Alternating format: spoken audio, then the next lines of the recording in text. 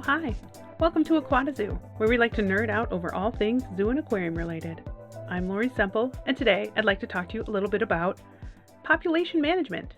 This is actually one of the questions that people who are curious about the inner workings of zoos and aquariums tend to have. So not necessarily like your average visitor so much, but the ones who really want to know the behind the scenes stuff and how all of that works and how you run a zoo or aquarium, and maybe more interested in the jobs behind how all of that works, will ask, right? And so this is a pretty common question if you're dealing with a certain type of person who really wants to know about the organization and how it functions. Then, where are the bathrooms? Why don't you have dolphins? That's the one I get all the time.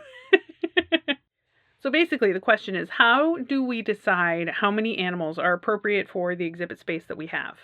There's not one clear-cut, easy answer for this.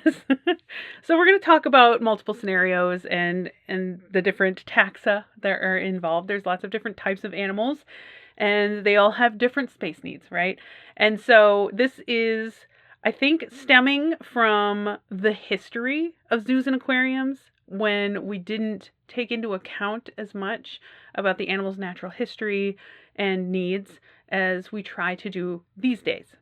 This is an ongoing thing that we're trying to improve, so we want to make sure that we improve the longevity of our animals at all points. We're trying to improve their welfare and make sure they live long, healthy lives with us, and that they're exhibiting their natural behaviors. They're not just pacing around or whatever, right? We want them to be as natural and healthy and normal as they can possibly be, even while living under human care, right? We're doing our best by them, and it can always be better, and we're always working to improve that. So that's kind of where this question comes to be, because the history of zoos and aquariums is not so great when it comes to space and animal number, biological load, if you will, for some of these spaces, because you might have seen once upon a time an elephant in a very small enclosure so that the elephant is prominent, right? You can't miss it. And the more modern exhibits, you may walk up to an elephant enclosure and not see any elephants because they're wandering on another side of the exhibit, right? We try to give them lots of space as much as we can to wander and explore and do the things that they want to do. Like, they have choices of what they want to do with their time throughout the day. So they may hang out by a water area, like, a little water hole, and, just wash up or drink or do whatever, just loiter around a watering hole. That's what they would do in the wild for a portion of their day, most likely, because they're big animals. They need a lot of water. And, they can wash off. It helps keep their skin healthy, that kind of stuff. They might instead choose to walk around and munch on some stuff that they're coming across as they wander. Also, natural behaviors. It does not put them prominently in the view of the guests all the time, but it is what we try to provide them anyway, because they have big old brains, they're using them, and we want them to be stimulated throughout their day, to have choices and to do different activities as they choose throughout the day. That might not be just standing there right in front of the guests for a camera photo op, right? They might do that for a little bit. They are watching the guests just as much as the guests are watching them, right? So they may actually be entertained by whatever shenanigans the guests are doing on the other side of that fence line or on the other side of the glass, right? So they may spend a little bit of their time doing that, but how much time do we as people spend in front of one exhibit? We don't spend a whole lot of time, so they also don't spend a whole lot of time doing that. They have other things they can do. They can wander around, they can sniff out new things, they can play with toys, they can do all sorts of stuff with their day. And that's what we encourage them to do, because that's the sort of thing, the sort of choices that they would be making in the wild. And so that leads to a healthier, stronger, more natural situation for that elephant to be in. And so that requires a lot of space, So there's no magic number, right? So even for one species, if we were just talking about elephants, there's not one absolute number for how many elephants you can fit into one exhibit, right? There's a balance of how much space do they need? What types of animals, what types of elephants are we talking about? Maybe an Asian elephant is different than an African elephant.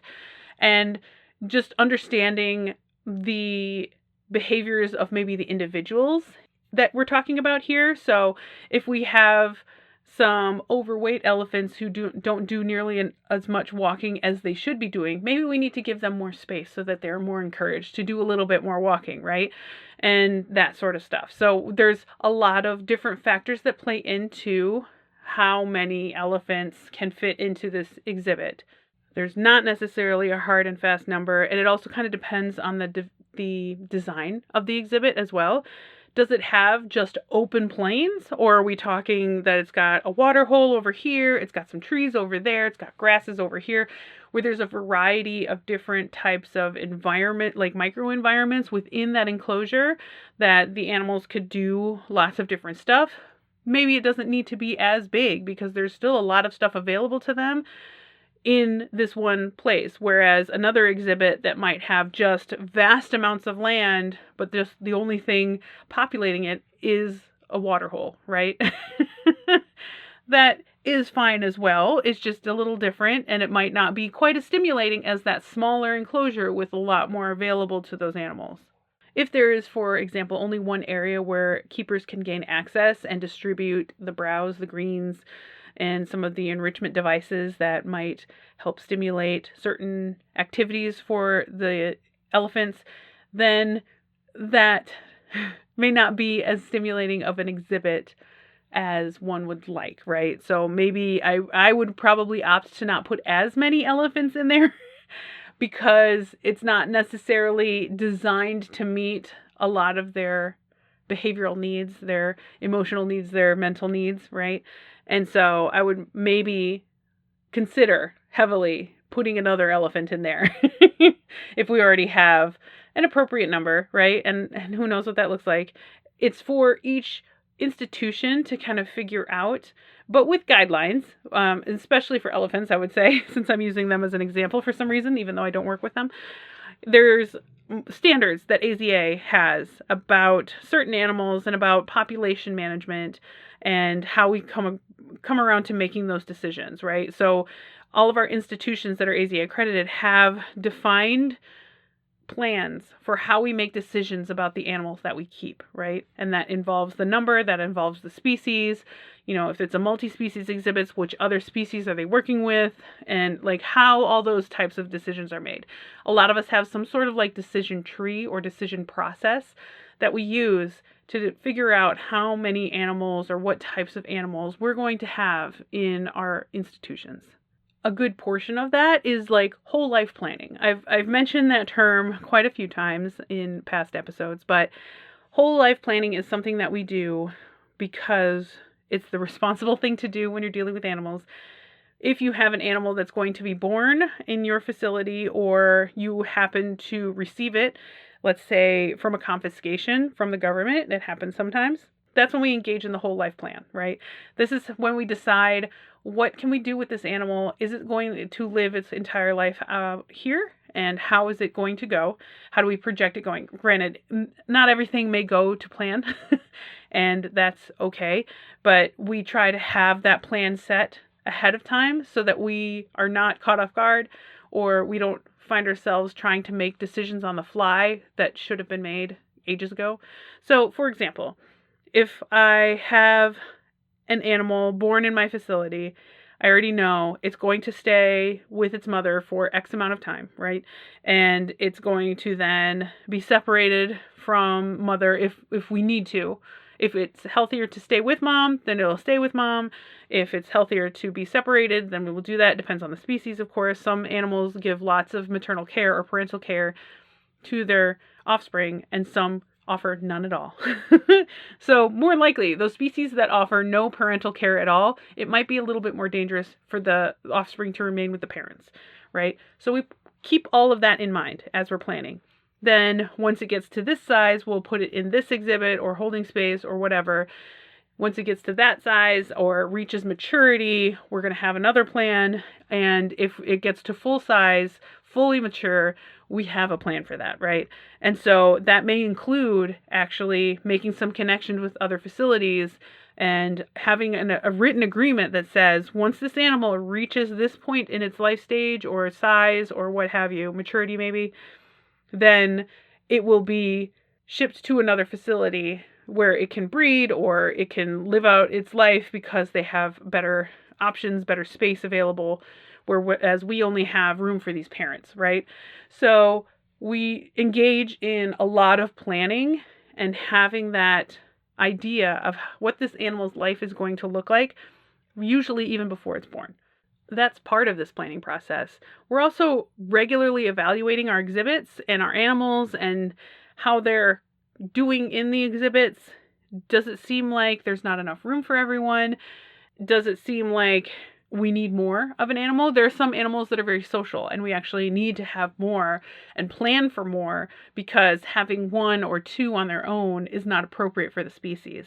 So that is all part of the planning process as well. When we have social needs for animals that need to develop a group and a hierarchy and things to be able to really develop fully and naturally, they might need that. And therefore, we need to plan for the max number of animals that we're anticipating having at any given point in time. If we've already hit that maximum, that's when that whole life planning goes into the mix, where we're trying to figure out, okay, once it reaches these milestones and is getting to the point that it's mature, it can't stay with this group anymore.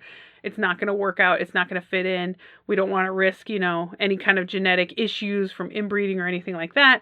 So it needs to go to another facility, right? So that's when we know where our maximum is, and we know where our maximum is when it comes to animals bred in the facility. Now, typically we don't breed animals that we don't need if we can help it. So there's more than likely a plan in place for any animals, high-profile animals that are being bred, high-profile large animals that are being bred that are needed for conservation use. Like, so if they are representing a very small population in the wild, like we're trying to breed and release maybe, or, just try to keep zoos and aquariums stocked with some animals without having to pull from the wild and impact the genetic diversity there and keep those populations healthy, right? So there's a lot of planning that goes into this and how many animals a facility can handle. So there's also the possibility that there's space on the exhibit and then there's space in holding. You may have to separate a pair of whatever animal so that they can breed in peace and quiet and be able to nest properly and all that stuff. So you may not even be able to see all of the animals that are on the exhibit. So there may be a little bit more or less space available depending on the species of animal you're talking about, what kind of space that they need for, breeding activity and that kind of stuff, and how they reproduce successfully. I work in an aquarium. It's a little bit trickier, I would say, when you're dealing with aquariums, because we're dealing typically with a multi-species exhibit. So there's all kinds of animals all over the place, and their breeding strategies may be different, and their size may be vastly different than what we get them as, right? I routinely get animals in the 1-inch range when they are eventually going to be monsters at like 4 feet long, right? And so we have to plan for them while they're this tiny little eyeballs, like just this little eyeballs with a tail, all the way up to full adult, massive animal, right? That outweighs me. It happens, and we have to figure this out through all the different stages of their life. So what you'll typically see happening with a lot of aquariums is that if they don't necessarily have like a regular holding space where they can just let animals grow up, which takes a lot of space. So not a lot of facilities have that available. But if you do have it, some places will just have a spot behind the scenes where animals grow, right? So they at least get to the size where they can go into their eventual forever exhibit. But for now, they're too small for that because they'll get eaten by other fish, right?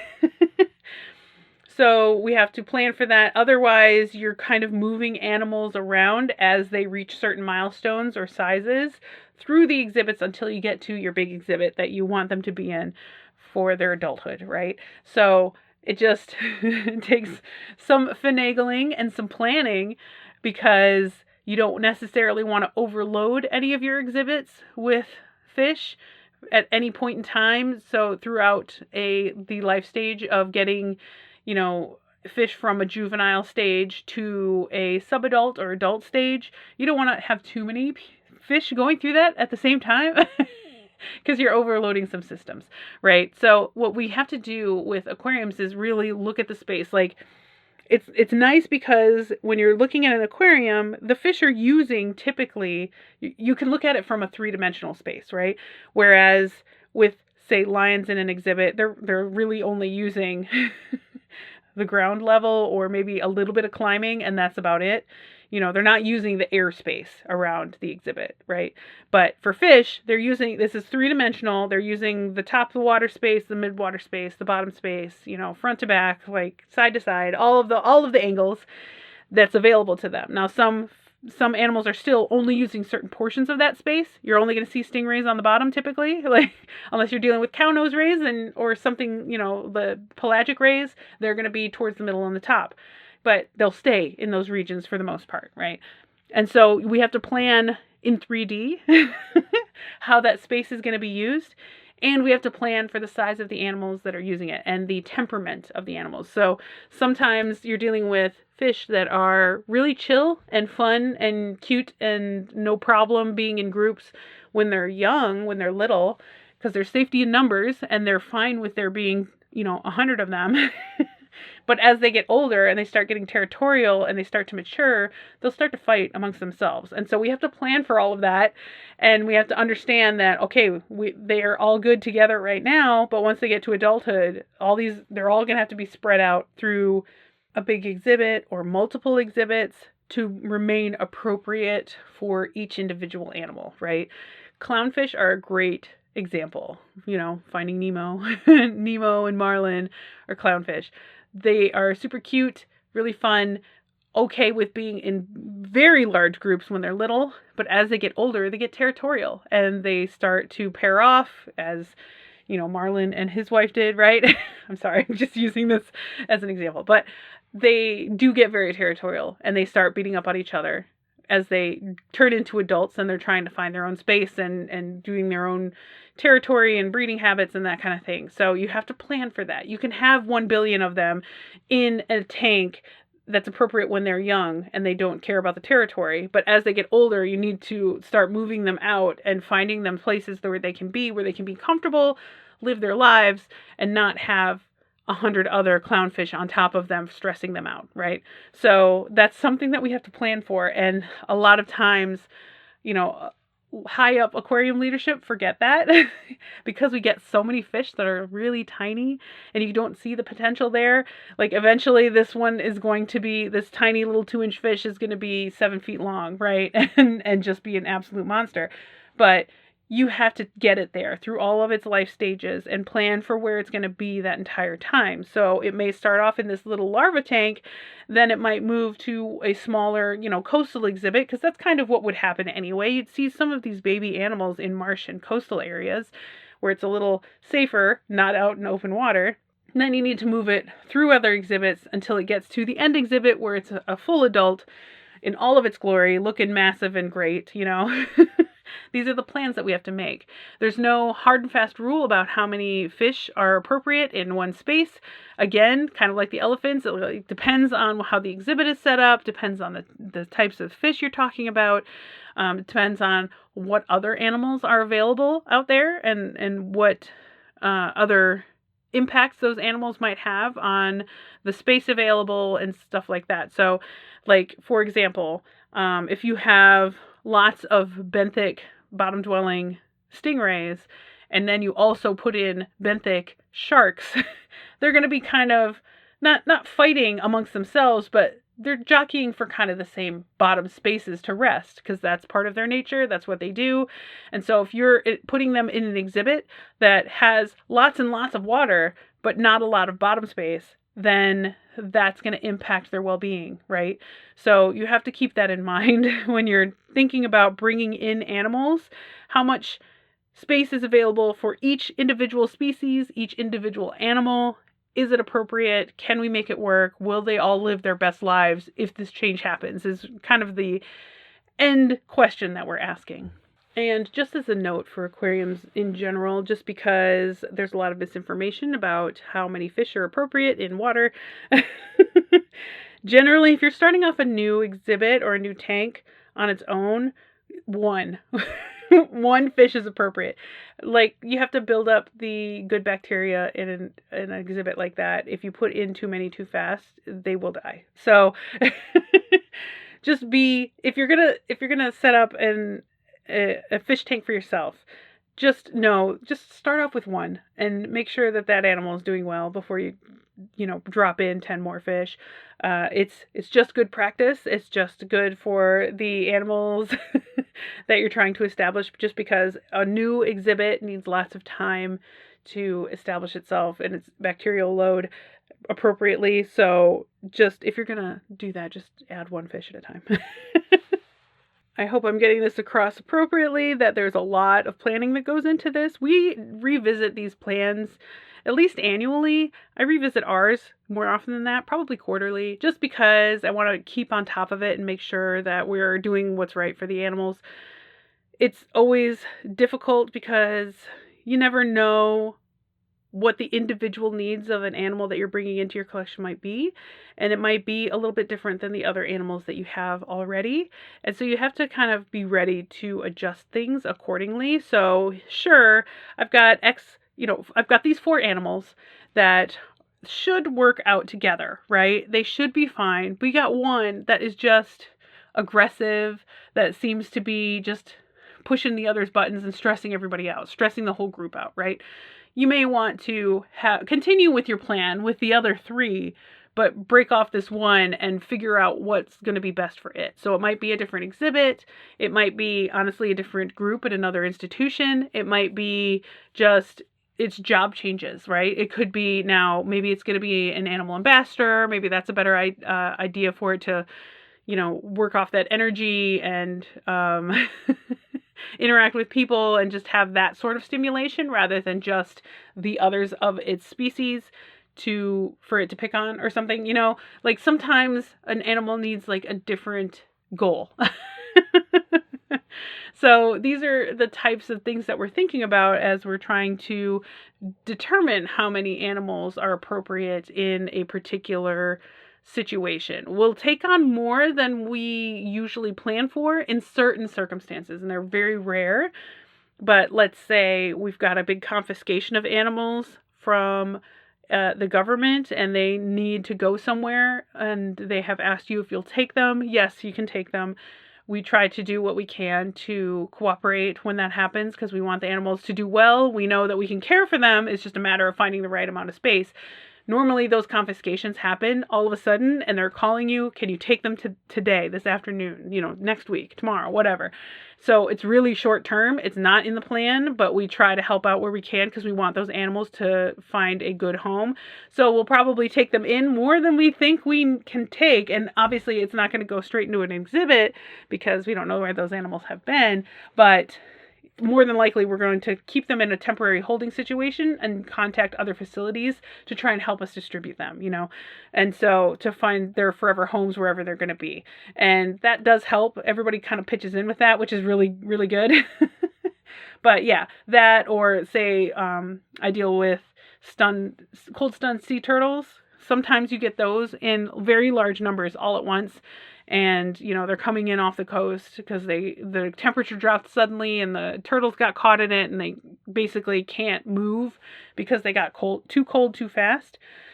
And those numbers get overwhelming really fast. But other facilities are willing to help. We just try and distribute the appropriate turtles to the appropriate facilities as quickly as we can so that everybody can work on rehabbing them, getting them warmed up slowly, getting them some food, getting them back healthy and happy again so that they can be released in warmer waters. And this happened concurrently, all at one time, right? All of these facilities are working all at once to try and deal with, 300 sea turtles that have washed up over the weekend to try and get them back more or less on their feet, quote unquote. They don't really have feet, but, it's a group effort, short term, more than we can handle technically, but we still do it anyway because it's the right thing to do, if that makes sense. They're not going to be staying with us forever. It's just a temporary situation. So we will overwhelm ourselves with animals in certain circumstances, but those are also discussed ahead of time. We don't know exactly when that sort of thing is going to happen, but we know that it is a possibility that it could happen in a certain time window, oftentimes, or it may just happen and we have a protocol for that, right? We know how many animals we can absolutely hold and for how long, based on what we keep on site, food-wise or space-wise, container-wise, whatever. And so we have an idea of what we can and can't take. We won't overwhelm completely, but we will take on more than we are usually super comfortable with taking on just because it's the right thing to do. Again, those emergency situations are generally not going to be involving the animals that are on exhibit. We don't throw animals just directly out on exhibit too often. So just understand that that's not an all the time kind of situation. That's only in certain times or only in states of emergency that's going on. And it does not necessarily affect our collection, our usual collection, our usual exhibits. In certain circumstances, it will affect the staff taking care of all these animals because we got to, split up the load and be careful about not exposing our established collection to any parasites or issues or illnesses that these other rando animals might have. But it's a whole process. We do have a plan for it, and yet it is surprising every time it happens. But it is the right thing to do, so we're happy to do that. So basically, the short answer is there is no specific number of how many animals belong in an exhibit, right? It depends on a lot of different factors. It depends on the type of animal that we're talking about, what other animals might be in the exhibit with them, how much space the animals have available, the complexity of it, the choices that they might have for what they do with their day, how old they are, what life stage are they in, are they full grown, are they not full grown, are they juveniles, what is going on there, what do we have to plan for with that, how prolific of a breeder are they, are we going to have to make room for lots of different little animals because they're so successful with breeding? Is this a non-breed situation? Do we have one that is not capable of breeding? Do we have to separate them because we don't want them to breed? There's a lot of questions involved. We do have plans for how this is done. We have an idea of the types of animals that we're bringing in, the conservation messaging around them, the part that they play in our overall story as an institution that we portray for our guests so that they can understand. We're not making, irresponsible decisions with the animals that we're bringing in because we have a mission. We're trying to accomplish that mission. And these animals, whatever they are, need to fit into that mission. If they don't, we're probably not going to take them on, right? So we're trying to figure out where this fits in, how it's going to benefit the animals as well as the institution, and make responsible choices on behalf of the animals as best we can for their whole life. So it's a complicated answer. There's not a hard, fast rule for how all of this works, but we all do all of the individual AZA accredited institutions have plans, protocols, or decision trees set up for aiding us in making these types of decisions about where these animals are going, how many there's going to be, etc., so that the exhibit is used to its highest potential, the animals are experiencing their best care and their best life situation, so that we just have happy, healthy animals that our guests can come observe and learn about, and that it just benefits everybody involved. Okay, if you have any questions about that or any other zoo or aquarium things or leadership and management stuff, you can write it up in an email and send it to me at aquatazoo@gmail.com. If you're enjoying the show, and I hope that you do, don't forget you can follow or subscribe on your podcast player of choice. That way you'll get all of that sweet, sweet content as soon as it releases. If you would like to support the podcast directly, you can find me at patreon.com/aquatazoo. And if you'd like to take a vacation and you don't know where to start, I happen to be a personal vacation advisor with Magical Vacation Planner, and I would love to help you out. It does not cost you anything extra. Their links are in the show notes. Okay. Thanks for listening. I heart your faces. Okay, bye.